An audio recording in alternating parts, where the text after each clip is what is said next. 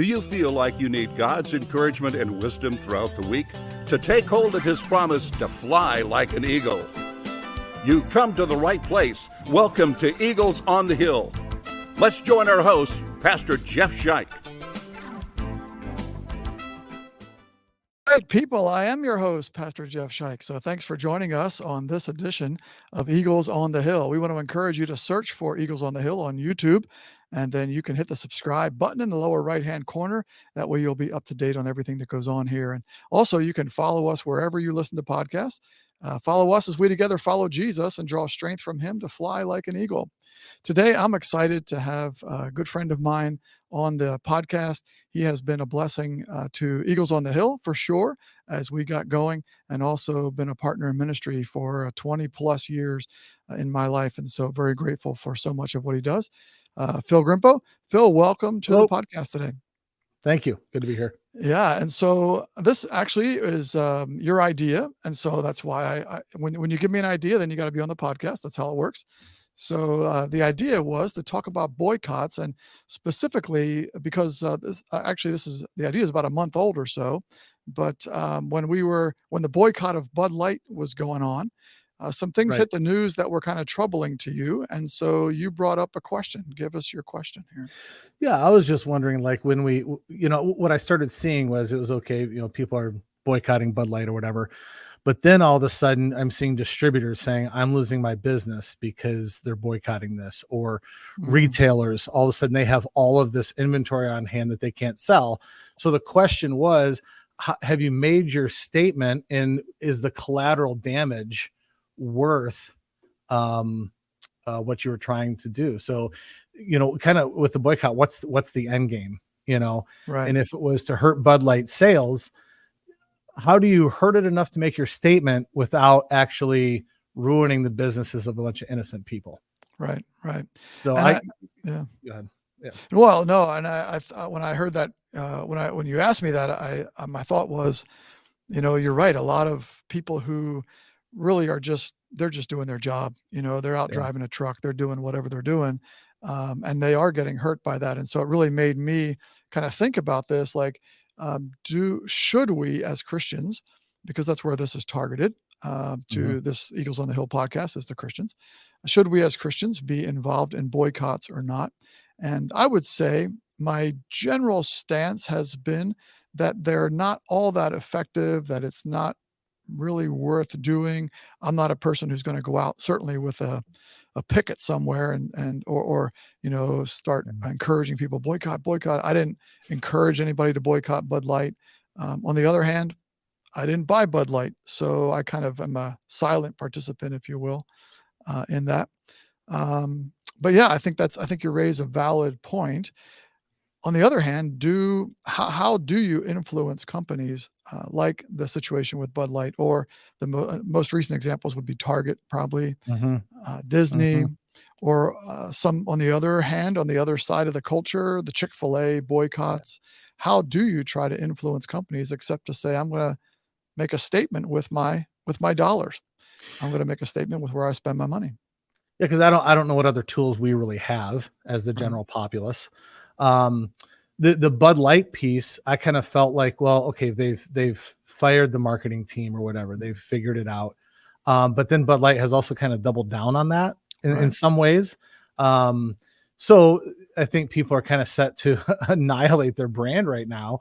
And in some ways you have to say, hey, if we didn't do something this big, nobody would understand that we're what we want, or that we're a force to be reckoned with, or whatever. But and now it sounds like the Bush family is saying we kind of want to buy Bud Light back, bring it back to the brand that it was.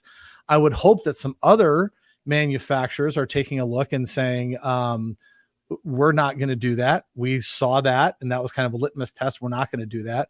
I think about brands like Harry's Razors, right? They came out as being pretty woke, and they're really doubling down on that. And now that breeds some other new companies and some new options that you have. Target was an interesting one because I think the statement was made, and Target, to my understanding, was kind of like a month of June boycott. I think the statement was made, they made some changes, but it wasn't like people were getting fired over it. The Chick-fil-A one is interesting because it tends to backfire. we're not going to put it at this university or something, and then everybody wants it, or if they do get it through, it ends up being huge. So some of them don't work in the right way at all. Yeah, you just never know how that's going to work out. Now, Target, they kind of got themselves in the middle of everything because, on the one hand, there was this, they kind of stuck Pride Month in people's faces. And so then there was this rebellion against that. So then they said, kind of, well, we're going to move it to the corner of the store or something else. Well, then people that were in favor of Pride, well, then they started yelling at Target and boycott, and Target took it from both sides. And I would hope that these corporations, and I don't know that it's always the corporations necessarily, but it might be the big finance companies as well, Yeah. or the Vanguards and the BlackRocks and that kind of thing that really drive some of this stuff. But I would hope they take a look and say, why do we have to be involved in this? Why can't we just sell our product? I think of now this is a totally different operation, obviously, but Alcoholics Anonymous, Yeah. they got a clear focus: stop drinking. That's it. We're not going to get involved in anything else. We're here to help you stop drinking, right? That's what that's about. And, I would hope that some of these companies go that this is not like Bud Light. It's not our issue. Our issue is to sell beer. So just drink beer, kind of like, Well, now there's, but now isn't there this, I don't know the acronym of it, but basically this scale of how woke you are and how much you're involved in social media and stuff. And like you said, then they get different sources of funding. So it's kind of being pushed on them that they have to join these conversations, which normally they shouldn't care about. right. The Bud Light one struck me as, and I don't know how you do this when it's a grassroots thing, but what's the objective we're trying to have? And did we hit that objective? If the objective was, don't market it this way, if the objective was to apologize, then that's it. But it seems like the objective on this one, once it snowballed, it kind of got a little bit crazy, and there was a lot of fringe people that got hurt in real. But you think it kept going because there really never was, hey, we probably shouldn't have, we went too far. There was never it was, we'll fire these, the underlings, but the CEOs and whatever, they all kept their job, kind of thing. Right. So maybe that's what kept it going. Maybe it would have stopped. Like Target's kind of petered out a little bit. Right. Maybe that's because it was just for Pride Month and the sales of certain items, but. Well, the Bud Light one is so huge. I know that even in economics and business departments, they're already using that as like a monumental collapse of a company, like what not to do. And people just started seeing like billions of dollars, and it just kept snowballing. There's such an excitement somehow, or whether that's, it's kind of a perverted excitement about we're watching this company get destroyed. Because the sad thing is a lot of people are like, I like Bud Light, but I feel like I can't drink it, and what else? Right. And then Modelo became like the number one brand, and it's owned by the same company. So, right. I don't know if the populace really knew what they were doing. It's not always logical. Yeah. And there's got to be a stronger force to some of this because, and like you said, with the financial companies, because I feel like it's been proven over time and time again that this doesn't work. Like take Disney, for example, like they're getting pummeled movie after movie after movie. And then family films come out, or something like Sounds of Freedom comes out, and they're doing success, and it's like they're not learning their lesson. Right. So what is compelling them to keep going down that road? Well, I wonder though, I guess my sense of a lot of Hollywood, for instance, since we brought up Disney and the movie kind of thing, is they're not particularly interested necessarily in the bottom line being dollars. I think there is a sense that there's a bottom line that's different than money. The bottom line is spreading a worldview. And that is as important or more important than the bottom line of dollars. I think you see that in a lot of, I've read some things, I don't have them right at the tip of my fingers here, but about schools now, the business schools that are training up the next generation of business leaders. And it's not always about the bottom line of dollars. It's about actually climate change or whatever it might be, these things that are in the agenda out there in our culture. And if they can advance that, then losing some money doesn't matter. It's kind of like us as Christians, frankly. Is the bottom line for our church to make money? Not really, right? That's not what we're about. We're about advancing the gospel. And if we have to lose some dollars to do that, well, you know what? Heaven's at stake. So if the earth is at stake, and some of these worldviews, to take climate change, or if our freedom of sexual expression is at stake, well, then we're willing to lose some dollars to promote that. So I think we have a different bottom line going on there. Sure.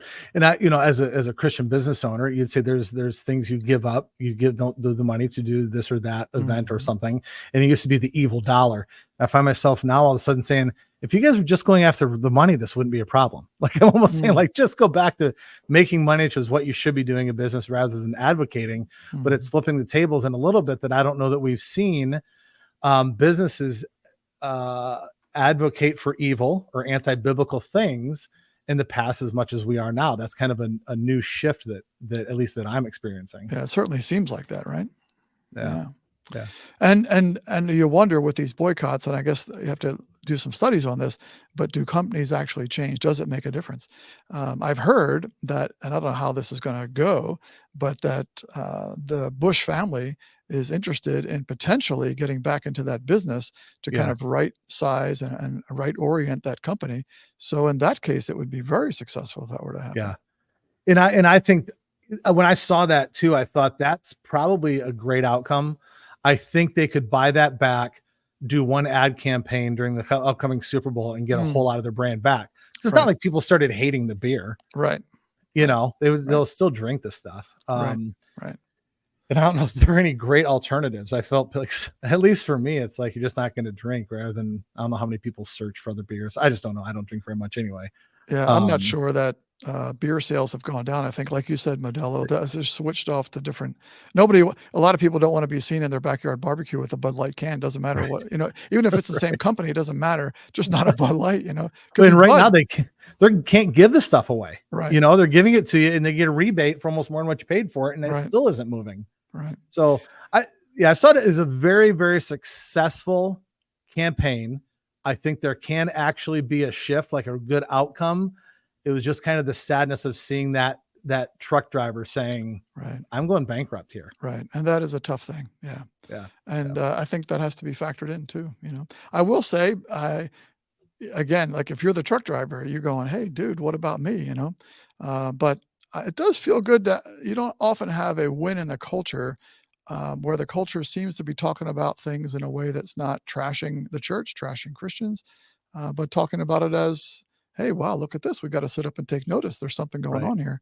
It feels good. Although I totally agree. You got people that are getting hurt by this that you kind of say, don't know if we should be doing this far.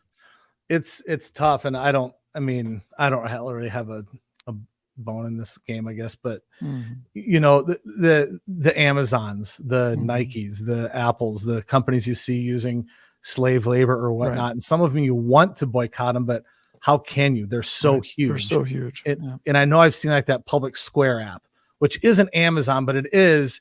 Here's companies that are probably more aligned with your beliefs, and can you buy from their smaller online stores? And I haven't gotten too much into it, but it is good to see that we are kind of coming up with some alternatives, and just instead of just throwing our hands up and saying, well, I guess we just have to buy Nikes, or I guess we just have to support Amazon. At least there are some alternatives that are bubbling up through this. Right. Well, Phil, this is an interesting discussion. Thanks for being with us today. Yeah. We're going to see what other people have to say. So thanks for being here with us. Yeah. Thank you. All right. Well, that was Phil Grimpo, owner of Inspire Media and partner in ministry with all kinds of ministries around the country. So we're grateful for his taking his time out of his day to be with us today. But we do want to ask you your opinion about this. We want to get a sense of did we make you think at all today? What kind of thoughts do you have that you would add to the conversation? So email us at eaglesonthehill211@gmail.com. That's all one word, eaglesonthehill211@gmail.com. And let us know what you're thinking. Let us know pro or con. You take the side of wanting to have more boycotts, or the side of, we have to be careful what we're doing to the little guy out there who's trying to make a living. So write us about that. Follow us wherever you listen to podcasts. Subscribe on YouTube. You can find us out there in a lot of different places. Remember, as we close, that those who hope in the Lord will renew their strength, and they will fly on wings like eagles. That's the promise of God. And we pray that that is true, as we know it will be, because it's a promise of God in your life today. Thanks for listening.